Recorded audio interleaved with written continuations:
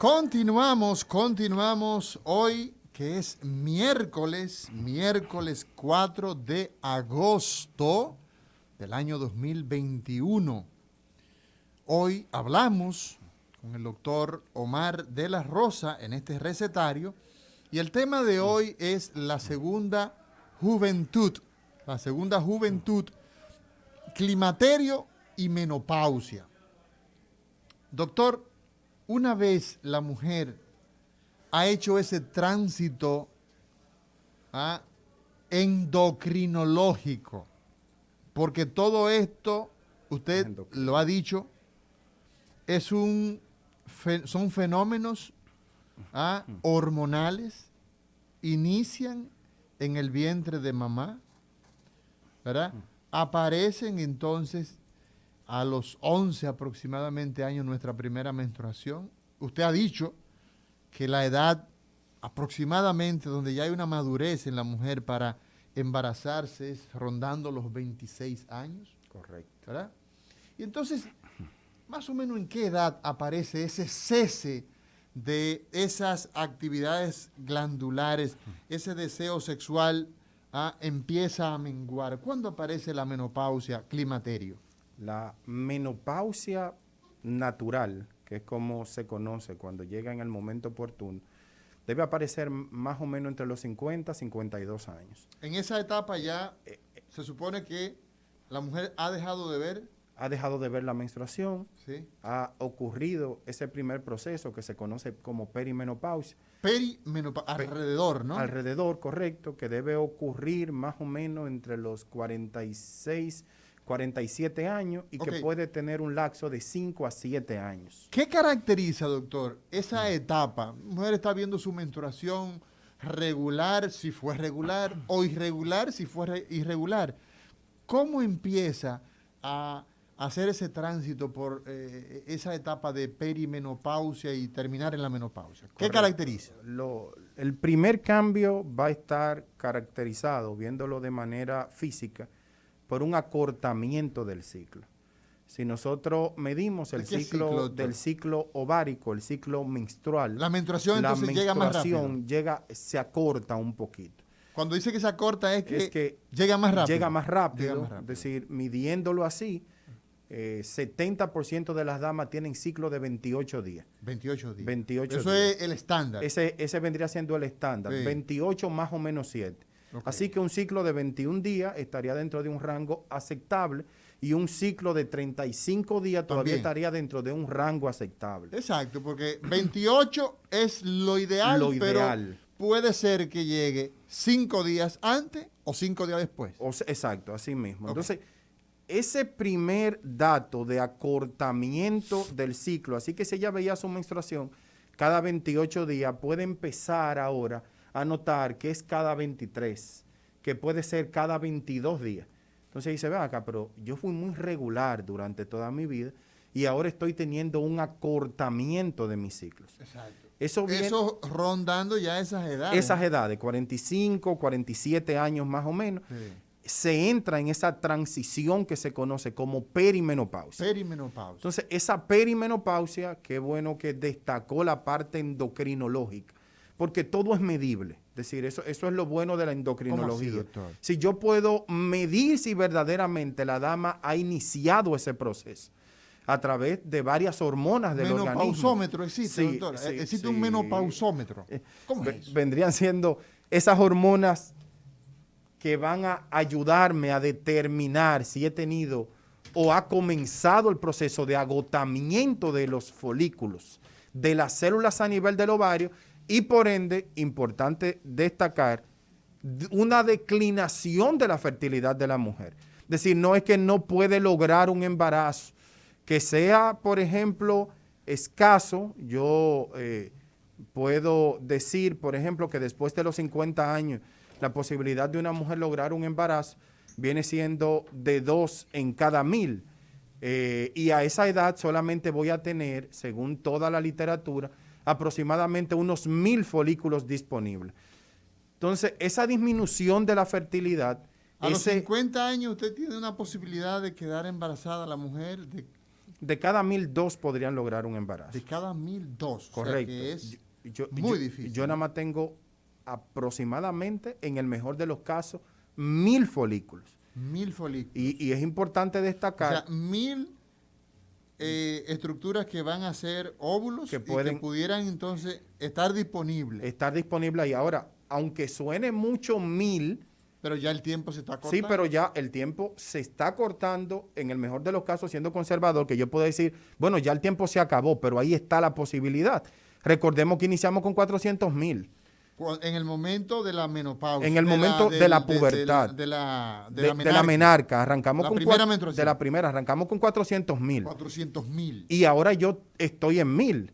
Pero es importante destacar que con cada ciclo se pierden aproximadamente un pool de folículos que son 1000. Si para yo lograr madurar un folículo en el estroma, en la estructura, en el cuerpo ovárico, se pierden 1000 folículos. Exacto. O sea, en cada menstruación, para tener disponible en ese Uno. ciclo un óvulo que sea apto potencialmente, si el hombre es fértil, porque en esto también hay que ver, y eso es otro Sí, tema que tenemos sí, que hablar, el cla- tema cla- solamente claro. de la infertilidad, que, óyeme, doctor Omar de la Rosa, amigos que nos siguen, se le cargaba el dado en las monarquías, cuando el señor rey lo ascendían, a un muchacho lo ascendían a ser rey, había esa mujer, la reina, debía estar fértil en capacidad de dar el heredero, pero no necesariamente es la mujer la que tiene el problema. Así ¿Eh? es. O sea, así es. ¿cuántos problemas se generaron en el mundo antiguo, en el mundo de las monarquías? Porque el que no pintaba, como dicen los campos, el que no era fértil era el rey. Entonces, pero ese es un tema que tenemos que abordarlo. Entonces, doctor, ese periclimaterio, 46 años más o menos ahí, arranca con un trastorno en las fechas. Correcto. Se lastiman las fechas, la FSH. ¿Qué es eso, doctor? FSH, ¿Qué institución es? hormona folículo estimulante. O sea, es todo hormonal. Todo, sí. Sí. FSH, producida en la hipófisis anterior, Ujú. se va a nivel del encargar, cerebro. sí, en el cerebro, Sí. se va a encargar de estimular el ovario en la primera mitad del ciclo. Exacto. Va a empezar paulatinamente a tener un aumento por un mecanismo de retroalimentación negativa. Exacto. Es decir- Esos son aspectos que son muy técnicos, Sí. pero el asunto es que en esa etapa nuestro cerebro va a mandar unas señales fuera del tiempo que estaba acostumbrado. Y comienza a subir la FSH, comienza a disminuir la hormona antimuleriana. Ujú. Y cuando yo hago una sonografía de recuento de folículos antrales, que son los folículos que tienen la capacidad de fertilidad, van a estar en número de 4 o de 5. Normalmente están, hemos dicho, en números de... En una 1000. cantidad importante, Sí. en 1000, pero cuando yo lo mido en el estroma ovárica y la mujer está en su edad fértil, en el mejor momento de su vida, estarán por encima de 12 o 14. Y en ese momento ya estamos hablando... Claro, cuando yo mido y veo 4 y vuelvo y reviso y veo 4, Sí. entonces yo puedo decir, ya la dama está en esa etapa conocida como perimenopausia. Doctor, ¿qué opina el ginecólogo, el médico, de esa mujer que tiene la aspiración de embarazarse a los 45 años, a los 44 años, a los 46 años? Desde el punto de sí. vista de la administración de su profesión. La medicina en el asunto de fertilidad ha Es una avanzado. pregunta, Sí. es una pregunta difícil para Sí. una persona que dirige, que acompaña a procesos de fertilidad, ¿verdad? Pero hoy más que nunca vemos que gente se dedica a prepararse, las médicas, las doctoras, se pasan toda una vida. Y ellas cuando terminan ya de ser, esas neurocirujanas, las neurocirujanas, por ejemplo, nuestras colegas, terminan, en Estados Unidos tú encuentras mujeres que terminaron de prepararse 37 años, 35 años. Entonces, en ese momento es que empiezan a planificar. Y no es raro encontrar que la mujer hoy día, con el ajetreo de la vida moderna, con la preparación que lleva ese ser tan especial, entonces planifica o empieza a plantearse ser madre sobre esas edades. ¿Qué opina usted? Así es. Yo voy a tomar las estadísticas de Europa, de Sí. España, muy puntual, Sí. porque es una realidad en España Ok. que la mujer decida la fertilidad en esa etapa de su vida. Sin encontrarse con una dama española que está buscando un embarazo a los 42, 43 años, no es extraño a ella. Sí. Pero sí es extraño quizás en el medio nuestro. Los datos de España, justamente del 2020, establecen que lograr el embarazo después de los 40 años, estoy hablando de 40, después de los 40 años, ronda con in vitro aproximadamente un 7 u 8%. Exacto. Eso es con tecnología in vitro. Con tecnología de punta. De punta. Eso es con laboratorio. Con laboratorio, con todos los pormenores, que Eh. cuando es con inseminación, que es tomando el semen, sea de su pareja, tomando los espermas o de un donador externo, ronda aproximadamente un 2%. O sea, baja más. Es decir, baja de manera significativa. Ellos recomiendan... ¿Qué diferencia hay, doctor? Escúchame, antes de esa recomendación que es muy importante, ¿cuál es la diferencia, doctor, entre la inseminación in vitro y... Correcto. La in vitro, nosotros utilizamos la tecnología y todo se hace en el laboratorio. A la dama se le va a estimular, se le va a colocar hormonas que estimulen el crecimiento de los folículos a nivel del ovario. Luego se va a hacer una extracción de esos folículos y en el laboratorio se pueden utilizar dos técnicas. O se puede hacer un in vitro convencional o se puede hacer un ICSI.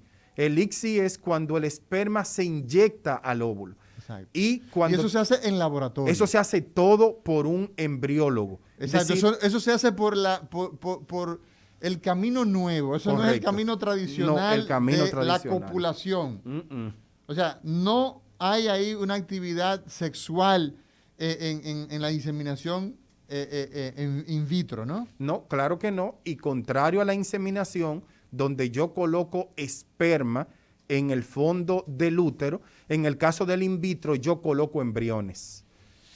Y eso es importante tenerlo pendiente porque ellos recomiendan que después de los 42 años, aunque se obtengan in vitro con óvulos de la madre, es necesario realizarle biopsia antes de implantarla. Antes de implantar. Porque es muy alta la tasa de aneuploidía a esa edad. Y notemos... O sea, cuando hablamos de aneuploidía estamos hablando sí, de alteraciones de tipo cromosómico. Como el caso de los principales síndromes. Sí, trisomía 21. Exacto. Y notemos un número de cómo en una mujer en una edad fértil de los 28 a los 37 años, en cada 1000 embarazos se puede presentar una trisomía 21. En cambio, cuando pasa de los 43 años, en cada 30 embarazos se presenta una trisomía 21. O sea que es muy alta. Muy alta. Por lo tanto, muy alta. Por lo tanto, estas explicaciones son fundamentales porque la recomendación que usted pues iba a señalar, la recomendación era básicamente pues que sobre ese particular, sí, claro, ¿cuál es la que recomendación? Sí. No, que todavía la mujer en la perimenopausia está tiene capacidad de fertilidad. Sí, pero muy baja. Pero es baja, muy pero baja. Aumenta la tasa de malformaciones. O sea que ese es un aspecto a considerar. Pero claro que sí. Tiene la posibilidad, aunque baja, a los 40 años estamos hablando de un 7%, 5 a 7% son las estadísticas en Europa, que es lo que usted ha señalado. Sin embargo, la posibilidad de que haya un trastorno de tipo... aneuploide, en este caso, cromosómico. Cromosómico es la palabra que estoy buscando, es bastante alto. ¿A qué edad, doctor, ya pudiéramos nosotros decir que llega la menopausia como tal? Partiendo del concepto, yo tengo una menopausia natural a los 51, 52 años. Exacto, estamos Puedo repitiendo, tener, ¿no? Sí, una menopausia quirúrgica o inducida. ¿Cómo es eso, doctor? Por ejemplo, en el caso que se presenta también con estándares muy altos en toda América Latina, una cesárea que me obliga a tener que realizar una histerectomía. Bueno, le sacó el útero. El útero, le sacó el útero. Pero no hay problema. Y junto con el útero en ocasiones se lastiman también los ovarios. ¿Cómo va a ser, Así doctor? que esa dama pudiese quedar ¿Cómo va a ser, un doctor? concepto Explíquenos eso. muy hostil, castrada desde el punto de vista hormonal. O sea, pero por un tema no programado. Por un tema no programado. Exacto. Puede presentar un acretismo placentario, que es cuando la placenta se increta, penetra la musculatura del útero. Y eso obliga al momento de una cesárea poder tener que recurrir a una histerectomía. Y esa histerectomía muchas veces, porque el hematoma, el sangrado es tan importante, obliga a que tenga que realizarse lastimando sus ovarios. O sea que podemos tener entonces en mujeres jóvenes que al perder sus ovarios, que al lamentablemente no tener esa posibilidad de tener esas hormonas, entonces entrar en una menopausia inducida o quirúrgica. Quirúrgica, ¿Cuán inducida. frecuente es eso, doctor? ¿En el mundo o en nuestro medio? Aquí, no, sí. En nuestro medio es alta, primero por la alta incidencia de cesárea que nosotros tenemos. Pero antes de destacar que nosotros estamos aproximadamente en un 58.9 de cesárea dentro de el puntaje más alto a nivel mundial. Sí, mira, las mujeres, por ejemplo, nosotros tenemos tanta relación con Estados Unidos, máxime en Nueva York, ¿no? Y, óyeme, aquí hay un problema muy serio, es un problema de tipo, todo el mundo le carga el dado al médico, todo el mundo le carga el dado al médico. Sin embargo, Nueva York, por ejemplo, las mujeres la ponen a parir, pero son realidades totalmente diferentes. Yo tengo que levantarme como un defensor de nuestros médicos acá. ¿Por qué?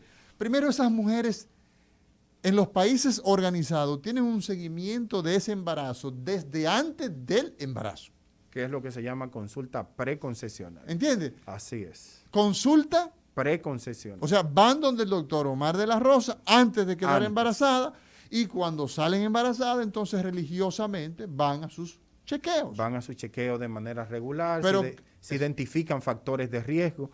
Es increíble que una paciente cesárea en 2, cesárea en 3, hasta cesárea en 4, se presente sin ningún tipo de seguimiento, buscando la asistencia de un centro. Que va a parir. A parir, rotundamente a parir. Y tú no sabes absolutamente nada de qué hay ahí adentro. De qué hay ahí adentro cuando son pacientes que necesitan en el seguimiento hasta una resonancia magnética. Por ejemplo. Una resonancia magnética. Mire por dónde andamos.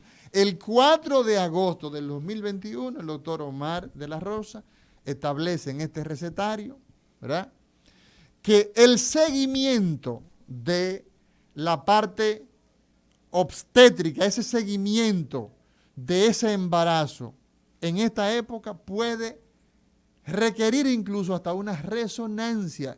Y la República Dominicana, nuestra realidad es que aquí hay mujeres que lleguen a parir y que nunca en su vida han visto a un obstetra. Así es. Entonces, eso evidentemente hace que, por un lado, y era lo que decía, en Estados Unidos ese hecho, en Inglaterra, en Japón, en países organizados, Francia, España, esas mujeres, pues usted pueda definir si, como no, vamos a poner la labor de parto, que por cierto, una labor de parto puede durar, ¿cuántas horas, doctor? Las mujeres paren y ya. No. Explíqueme eso. Anteriormente se decía que una labor de parto no debería haber 2 soles. Así que si empezó... 2 soles, pero 2 soles son... Sí, no debería dejar que se oculte y seguir ella en labor de parto. Ok, o sea, pero estamos hablando mínimo ahí de... Sí, no, porque podríamos... 24 horas, exacto, 18 podríamos horas. establecer unas 14, 16 horas. Exacto. Ese sería el límite. Hoy ya ese concepto ha desaparecido. Sí. Y el factor tiempo se ha desmontado de la labor de parto, Sí. lo que dificulta aún más el seguimiento de una paciente embarazada. Lo que significa, para decirlo en un lenguaje llano, que una mujer puede comenzar en la actividad, su cuerpo, a desembarazar ese producto y durar 18 horas, 16 horas, 12 horas, 16, 8 horas. 24 horas, ¿por qué no? Un día completo dándole seguimiento. Y yo le voy a decir a ustedes, amigos que nos siguen, ¿cuánto pagan? Decía un filósofo, un economista de una talla extraordinaria, ¿ah? Que lo económico determina lo social. ¿Cuánto paga un seguro en la República Dominicana para que un ginecólogo, obstetra, un endocrino, ginecólogo, un experto asista a un parto? ¿Cuánto paga, doctor? Bueno, el que mejor paga estaría pagando 12,000, 13,000 pesos. O sea, y usted, ese es el que mejor paga. El que mejor paga. Entonces, la mayoría de la gente, ¿ah? Usted se imagina, usted pasarse, no tendríamos prácticamente oportunidad de usted pasarse, ¿verdad? Todo ese tiempo esperando el parto, y eso ha generado un problema fuerte, que es el problema de las cesáreas, tantas cesáreas en la República Dominicana, por un problema de tipo financiero, inducido por nuestro sistema de seguridad social, lamentablemente decirlo. Profesor, financiero y clínico, es decir, ya la literatura establece que el hecho de que una dama pida una cesárea es causa de cesárea. Si una dama pide una cesárea y yo no logro convencerla con criterios clínicos, acabados, de explicarle que la vía expedita es la vía vaginal, que lo ideal por la recuperación, y ella insiste, no, yo quiero que me operen, yo quiero una cesárea, eso es violencia obstétrica. Exacto, o sea que usted es pasible de ir a darle respuesta a un juez. Pero claro que sí. Un desenlace no sano de un embarazo donde ella dijo, yo quiero una cesárea.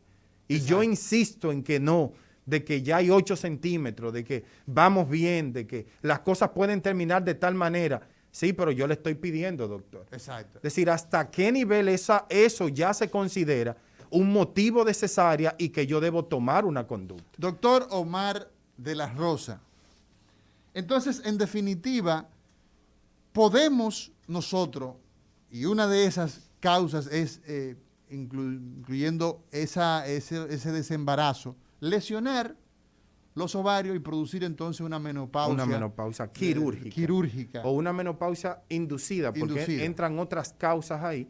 Por ejemplo, cuando la mujer recibe quimio o radioterapia secundaria a un cáncer, también se puede llevar a una menopausia inducida o quirúrgica. Exacto. Una menopausia inducida en este caso. Y eso es importante tenerlo pendiente, porque el cáncer está teniendo expresiones más jóvenes. Y yo termino lastimando la posibilidad de que esa mujer pueda tener descendencia.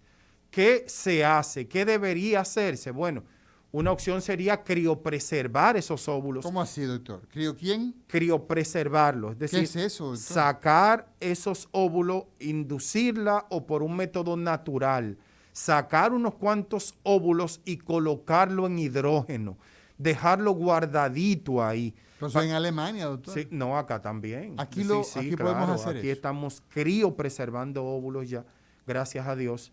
Se les regala la oportunidad a esas madres que luego de esas damas que después de recibir su tratamiento de quimio o radioterapia puedan tener la posibilidad, si las condiciones clínicas lo permiten, de embarazarse con sus propios óvulos. Con sus propios óvulos. Con sus propios óvulos. Doctor, cuando hablamos entonces de esa etapa que es la menopausia, esa etapa, ¿qué significa para el cuerpo?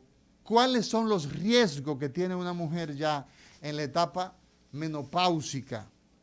Que hace que naturalmente esa mujer reciba un seguimiento con su ginecólogo y un manejo. ¿Cuáles son los principales desafíos que tenemos cuando ya llega ese momento, el momento donde ya no vemos la menstruación?